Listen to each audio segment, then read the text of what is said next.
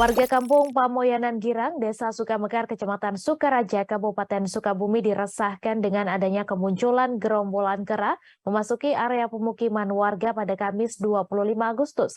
Gerombolan kera tersebut kerap merusak dan memakan tanaman pertanian warga di wilayah kampung tersebut.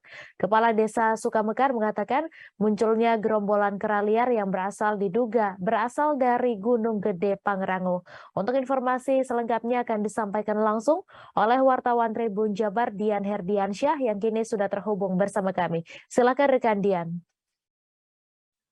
Ya, selamat sore, Mei.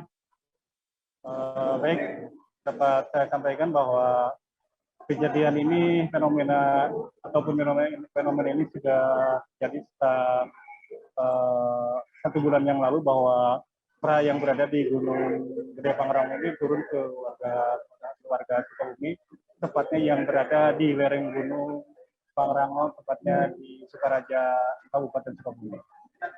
Adapun sejauh ini menurut keterangan dari warga yang kita himpun bahwa kera tersebut tidak menyerang warga, namun sejumlah ataupun hasil pertanian yang ditanam oleh warga habis di bagian dimakan ataupun diambil oleh mereka.